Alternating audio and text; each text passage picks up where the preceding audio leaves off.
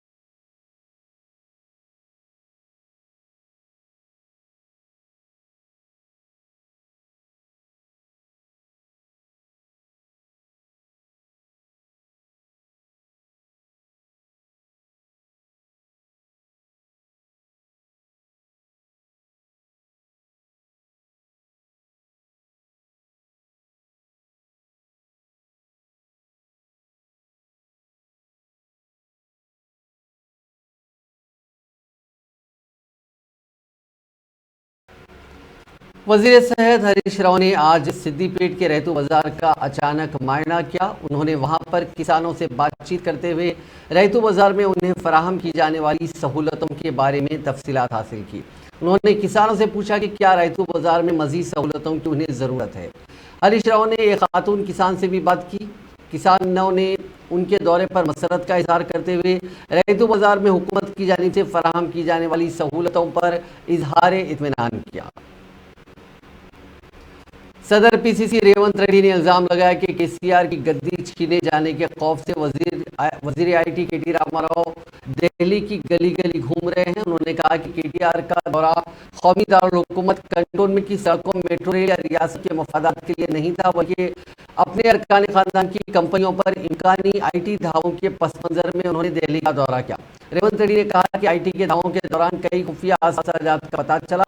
उन्होंने कहा कि KCR वज़ीर आज़म के सामने सरेंडर हो गए हैं ताकि IT की जानिब से जब्त असासियात को हासिल किया जा सके। तेलंगाना की सड़कों पर कोई भी KCR पर यकीन नहीं करेंगे, चाहे वो कितनी मरतबा भी दिल्ली का दौरा क्यों ना करें। गुज़िश्ता 10 सालों से KCR तेलंगाना को लूट रहे हैं। उन्होंने कहा कि कांग्रेस के जरिए ही KCR के चुंगल से तेलंगाना को बचाया जा सकता है।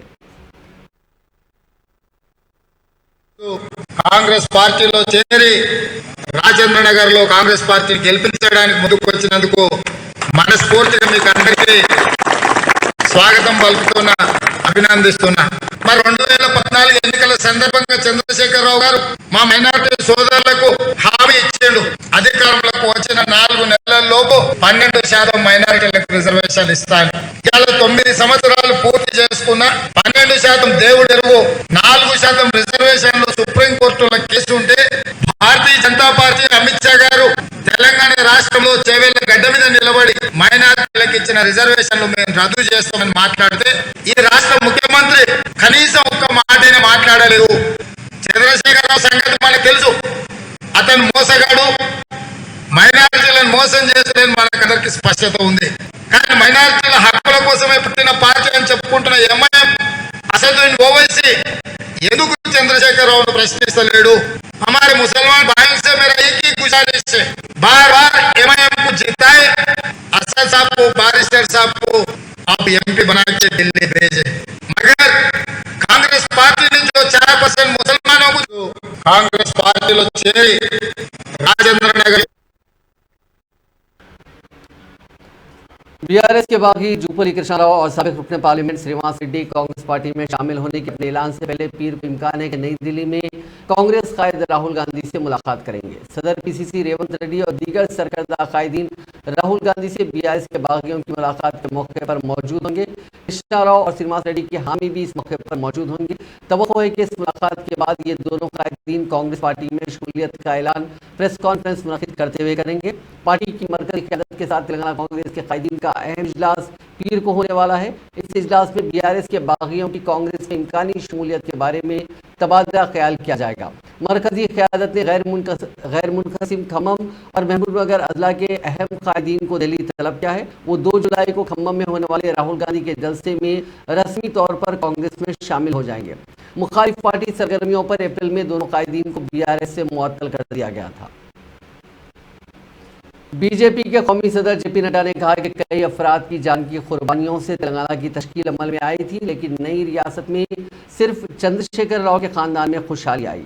अवाम में किसी किस्म की खुशहाली देखी नहीं जा रही है। वो अपने दौरे तेलंगाना के मौके पर नागर कर्नूल में बीजेपी के जलसे आम से खिताब कर रहे थे। उन्होंने कहा कि एक तरफ रियासत की केसीआर हुकूमत है जो ठीक से काम नहीं कर रही है, दूसरी तरफ उन्होंने कांग्रेस पर भी सख्त तनकीद की। अपने मुख्तसर खिताब में जेपी नड्डा ने कहा कि वज़ीर-ए-आज़म मोदी की हुक्मरानी से मुल्क तरक्की की राह पर गामजन है, लेकिन तेलंगाना में चंद्रशेखर राव की हुक्मरानी में तेलंगाना में तरक्याती काम ठप होकर रह गए। तुम टीआरएस से बीआरएस हो जाओ, तुम नाम बदल दो। नाम बदलने से नीति नहीं बदलती, नीयत नहीं बदलती। और इसलिए अगर तुमने केसीआर का परिवार बचाना है, उसके बेटे को बचाना है, उसके बीजी को बचाना है, उसके दामाद को बचाना है, उसके आने वाली संतानों को बचाना है, तो केसीआर को छोड़ दो। और अगर तुमने तेलंगाना का विकास करना है तो भारतीय जनता पार्टी को आगे बढ़ाना होगा। ये हमको समझना चाहिए। हमारे प्रधानमंत्री जी ने विदेश में भी, दुनिया में भारत को स्थापित करने में कोई कसर नहीं छोड़ी है।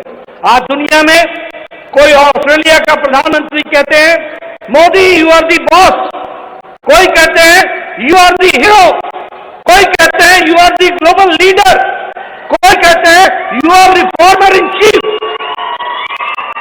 पहले भारत दुनिया में जब अमेरिका जाता था, भारत जब अमेरिका जाते थे तो चर्चा क्या होती थी? टेररिज्म, पाकिस्तान, कश्मीर।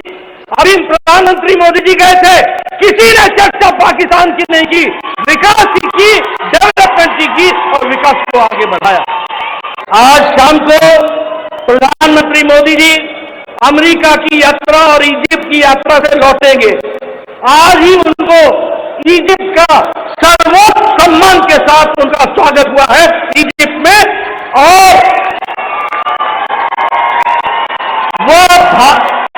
वो भारत के पहले प्रधानमंत्री हैं जिनको इतने सारे देशों ने सम्मान दिया है। ये आज आकर के स्थिति खड़ी है।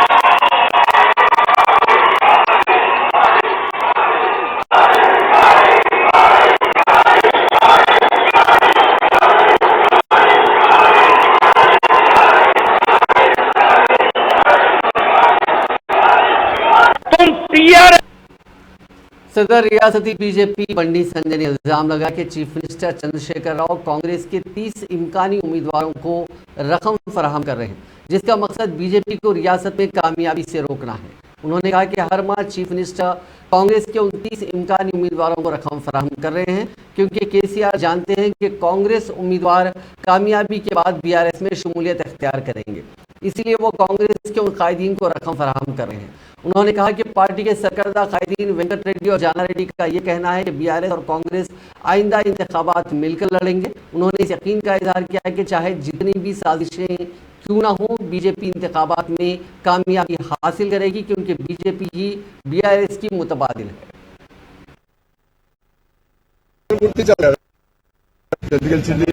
బీఆర్ఎస్ మీద ఎంఏ పార్టీ మీద బీఆర్ఎస్ కు వ్యతిరేకంగా కాంగ్రెస్ అయితే 2 సీట్లు ఎందుకు గెలిచింది? అభ్యర్థులు పేరు హుజాబాద్ ఎన్నికల్లో బీఆర్ఎస్ పార్టీని గెలిచింది BJP, Congress party కరవేది. మునుగోలో Bharatiya Janata party 10,000 ఓట్లతో మాత్రమే ఓడిపోయింది, కాంగ్రెస్ డిపాజిట్ కరవేది. మరి బీఆర్ఎస్ పార్టీ వ్యతిరేకంగా ఎవరు? ఎమ్మెల్సీ ఎన్నికల్లో, టీచర్స్ ఎమ్మెల్సీ ఎన్నికల్లో బీఆర్ఎస్ పార్టీ కాంగ్రెస్ పార్టీ గెలిచింది భారతీయ జనతా పార్టీ. మరి కాంగ్రెస్ వాళ్ళు అనుకుంటే కాదు కదా, ప్రజలు అనుకోవాలి బీఆర్ఎస్ పార్టీ వ్యతిరేకంగా ముట్లాడుతున్నారు. ప్రజలు ఎవరికి బీఆర్ఎస్ పార్టీ వ్యతిరేకంగా ఓట్లేసి గెలిపిస్తున్నారు, ఎవరికి డిపాజిట్ కరువు అవుతుందో ఇలా ఎన్నికల సరళి చూస్తే, ఫలితాల సరళి చూస్తే ఏర్పడుతుంది. వాళ్ళు దెబ్బ జరుపుకుంటే మేమేంటే ప్రజలు గుర్తించాలి కదా. ఫస్ట్ మా ఎంబడి ప్రజలున్నారు, మా ఎంబడి భారతీయ జనతా పార్టీ సిద్ధాంతం కోసం కమిట్మెంట్ పనిచేసే కార్యకర్తలు ఉన్నారు, నాయకులు ఉన్నారు. కాబట్టి కాంగ్రెస్ పార్టీ అట్లా చూసి సంతోషపడితే చాలా బ్రహ్మాండంగా మీరు ఉన్నారు. దానిలో ఉండండి మీరు, ఇక దాని తిండి బయటికి రారు. ప్రజల్లో మేము ఉన్నాం. కేసీఆర్ 119 క్యాండిడేట్లను కూడా అనౌన్స్ అయిపోతున్నారు ఈ నెలలో అంటూ కూడా ప్రచారం జరుగుతున్నారు. వచ్చే నెలలో వాళ్ళ పార్టీ వాళ్ళు ఇష్టం, మనం ఏం గమనిస్తాం. బీఆర్ఎస్ పార్టీలో బీజేపీ కేంద్ర ప్రభుత్వం, కేంద్ర నాయకత్వం కొంత నిర్వహణ ఉండడం ఇబ్బంది అవుతుందని చెప్పేసి వాళ్ళు ఎవరో చెప్తే నిరూపించుకోవడానికి మాకు అవసరం లేదు. అవినీతి పరుల మీద तेलंगाना जल समिति के सदर प्रोफेसर कोदंडराम ने चंद्रशेखर राव हुकूमत को मुल्क की सबसे बदउनवान हुकूमत करार दिया। मीडिया से बात करते हुए उन्होंने कहा कि बदउनवानियों के मामलात में न सिर्फ चंद्रशेखर राव का खानदान मुलविस है, बल्कि इस मामलात में बीआरएस के अवामी मुंतखबा नुमाइंदे भी मुलविस हैं। कई वज़रा और अरकान मुखन्ना ने गरीब किसानों की अराजियात को मामूली दामों में खरीदते हुए उसे कई गुना इजाफा करके फरोख्त कर दिया। उन्होंने कहा कि बाज़ मकामात पर बीआरएस कायदीन ने गरीब किसानों से 50 लाख रुपए में उस अराजी को खरीदकर उसे 8 करोड़ रुपए में फरोख्त किया। कलेश्वरम प्रोजेक्ट की तामीर में बड़े पैमाने पर धांधलियां हुई हैं।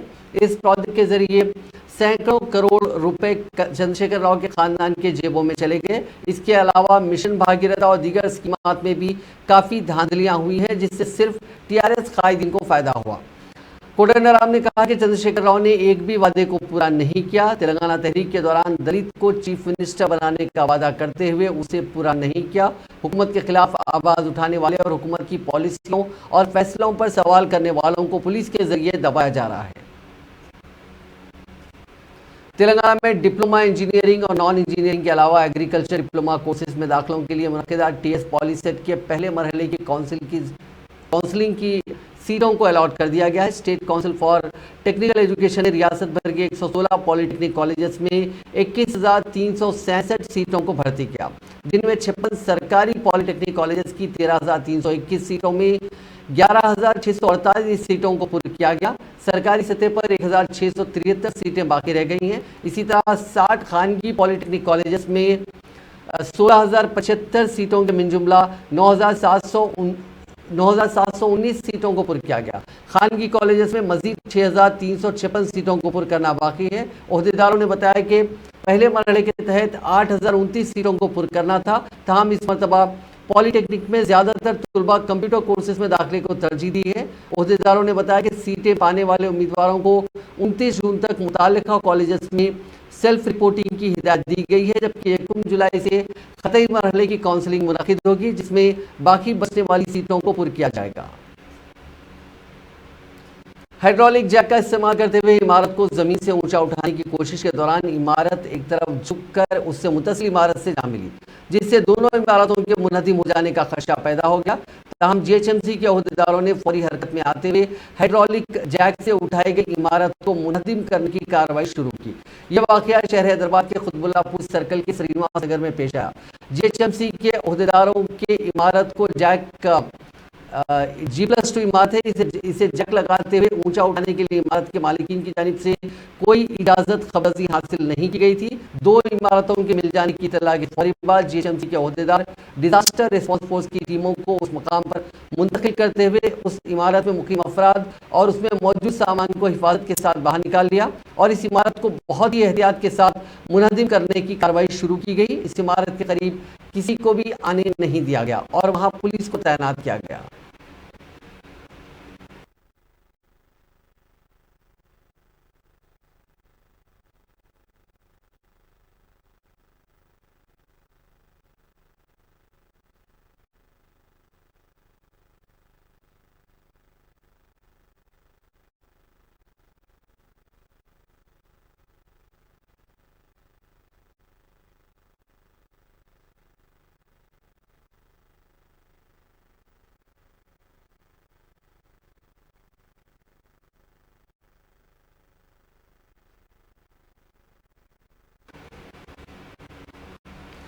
रियासत में पेश आए एक अजीबो गरीब और अपनी नौइयत के मुनफरिद वाक़े में बरसा इख्तिदार जमात BRS के रुकन असम्बली की दुख्तर ने अपने वालिद की जानिब से गैर कानूनी तौर पर उनके नाम रजिस्टर्ड सरकारी अराजी को मुताल्लिका बल्दिया को वापस कर दिया।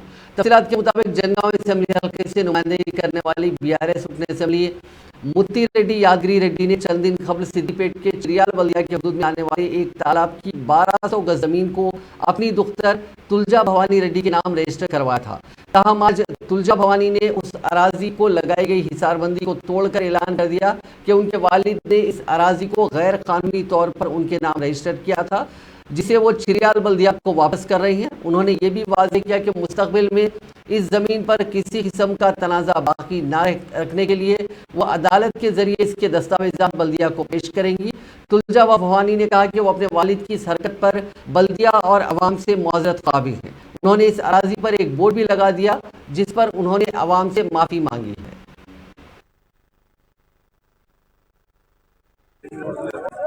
ఇక్కడ తప్పు జరిగిందండి. మత్తడి భూమిని నా పేరు మీద రిజిస్ట్రేషన్ చేయడం జరిగింది. తప్పు జరిగింది, నేను కరెక్ట్ చేసుకున్నాను. ఆ భూమిని మళ్ళీ నేను తిరిగి ఊరికే రాసిస్తున్నాను, చేరియాల మున్సిపాలిటీకి రాసిస్తున్నాను. నేను ఇది డాక్యుమెంట్ కూడా రెడీ ఉందండి, కానీ నేను కోర్టు ద్వారా ఇస్తాను. మళ్ళీ దీని మీద లిటిగేషన్ అవ్వకుండా కోర్టుకి వెళ్ళి కోర్టు ద్వారా దీన్ని రెడీ చేసి నేను కలెక్టర్ గారి చేతిలో పెడతాను త్వరలో వచ్చి. నాన్న చేయకూడదు పని చేశారు. 2 సార్లు ఎమ్మెల్యే 70 ఏళ్ళకి వచ్చి చేయాల్సిన పని కాదు ఇది. ఆయనకి చెప్పుకుంటారని 2 సార్లు ఎమ్మెల్యే అవ్వక ముందరే సంపాదించుకున్నాడు. 1000 కోట్లు ఆస్తి ఉందానికి, నెలకు 1.5 రెంట్ వస్తుంది. అటువంటి మనిషి ఇటువంటి భూమి తీసుకోకూడదండి. తప్పు జరిగింది, క్షమించండి, నేను తిరిగి ఇచ్చేస్తాను. Thank you. आदिलाबाद जिले के रुकन असम्बली राठौर बापूराव हादसे में महफूज रहे। बापूराव की गाड़ी जो हैदराबाद से आदिलाबाद जा रही थी, नेराडी गोंडा मंडल में उस वक्त हादसे का शिकार हो गई जब उनके कार के ड्राइवर ने सामने आने वाले मवेशियों से बचने की कोशिश के दौरान उसका तवाजुन खो दिया और ये कार बेकाबू हो गई। इस हादसे में एमएलए का हाथ मामूली जख्मी हो गया। बोध इलाके के एक प्राइवेट अस्पताल में इलाज के बाद वो आदिलाबाद में अपने घर चले गए।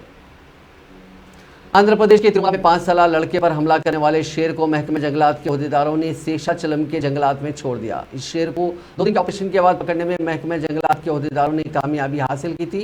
शेर को जिस इलाके में पकड़ा गया था उससे तकरीबन 50 किलोमीटर की दूरी पर वाक़ बुकरापेट जंगलात इलाके में उस शेर को छोड़ा गया। 22 जून की शब उस शेर ने हमला किया था, जिसमें जख्मी कौशिक नामी तालिब इल्म को इलाज के लिए अस्पताल मुंतकिल किया गया।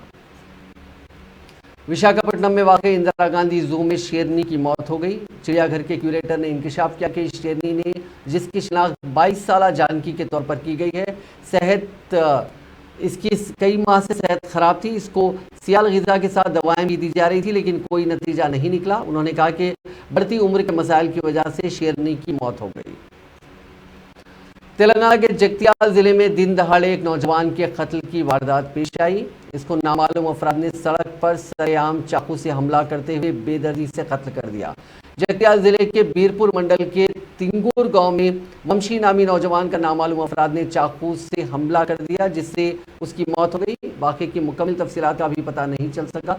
जगतियाल रूरल CI आरिफ अली खान ने मकाम का दौरा करते हुए नाश को पोस्टमार्टम के लिए जगतियाल के सरकारी अस्पताल मुंतकिल कर दिया। एक मुकदमा दर्ज करते हुए तहकीकात का आगाज कर दिया गया है। जगतियाल जिले में आवारा कुत्तों के हमले में 6 अफराद जख्मी हो गए, जिनमें 2 की हालत तशवीशनाक है। कोरटा हल्के में आवारा कुत्तों की कसरत पाई जाती है, जिन्होंने एक ही दिन मुख्तलिफ मौज़ूआत से ताल्लुक़ रखने वाले 6 अफराद पर हमला कर दिया। मेटपल्ली के बंडलिंगपुर गांव में 2 अफराद पर हमला किया।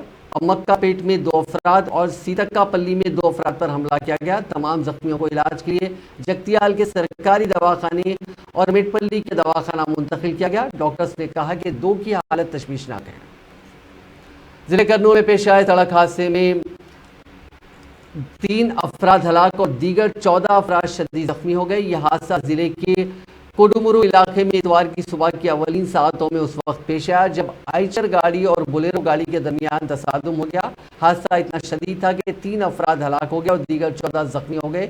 इत्तला मिलते ही पुलिस वहां पहुंची, जिसने राहत का काम शुरू किया। पुलिस ने जख्मियों को इलाज के लिए करनूल के अस्पताल मुंतकिल कर दिया। उनमें बास की हालत तशवीशनाक बताई जाती है। महलूकीन का ताल्लुक जिले के कुत्तापेट से है। हैदराबाद जाने के दौरान यह हादसा पेश आया। पुलिस ने बताया कि हादसा इतना शदीद था कि 2 अफराद की मौके पर ही मौत हो गई, जबकि एक की इलाज के दौरान अस्पताल में मौत हो गई। पुलिस ने इस सिलसिले में एक मामला दर्ज करके जांच शुरू कर दी है। हनमकुंडला जिले में पेश आए खौफनाक सड़क हादसे में 4 अफराद हलाक हो गए। यह हादसा जिले के कटकापुर आत्मकपुर के दरमियान उस वक्त पेश आया जब एक तेज रफ्तार टिप्पर ने मुखालिफ सिमत से आने वाली कार को टक्कर दे दी। इसके नतीजे में कार में सवार 4 अफराद मौके पर ही हलाक हो गए, जबकि मजीद 2 अफराद शदीद जख्मी हैं। जख्मियों को वरंगल के MGM अस्पताल मुंतकिल किया गया, जहां उनकी हालत तशवीशनाक बताई गई। फौरी तौर पर मरने वालों की तफसीलात हासिल नहीं हो सकी। तमाम कार में सवार अफराद मेडारम से वापस हो रहे थे। हादसा इतना खौफनाक था कि टिप्पर से टकराने के बाद कार मुकम्मल तौर पर तबाह हो गई। कार से नाशों और जख्मियों को निकालने के लिए काफी मुश्किलात का सामना करना पड़ा। गैस कटर की मदद से उन्हें कार से बाहर निकाला गया। पुलिस ने इस सिलसिले में मुकदमा दर्ज करते हुए तहकीकात शुरू कर दी।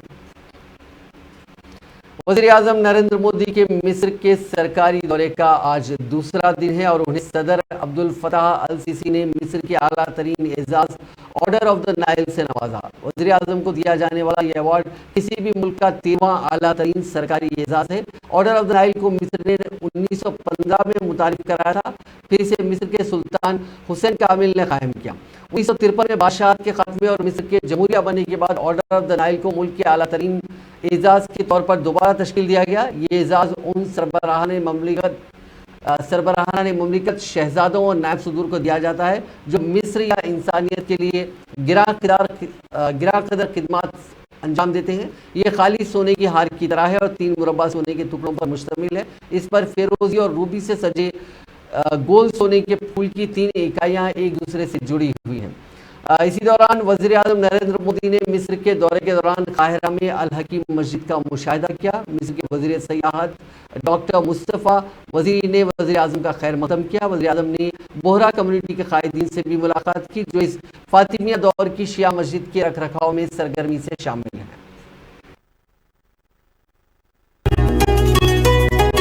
जब से आप आए हैं और इसमें हमारा जो वैल्यू है बाहर में बहुत बढ़ गया।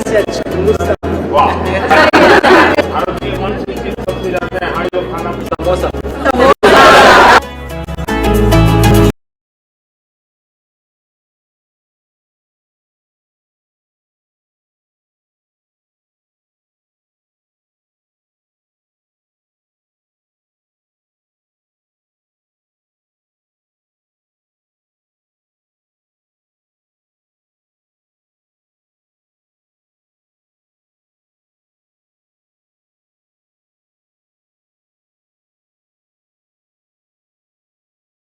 Prime Minister Modi reflects the wise leadership for a big country like India. I have noticed that there is a great development in India, and also this reflects that he is always and continuously working in India.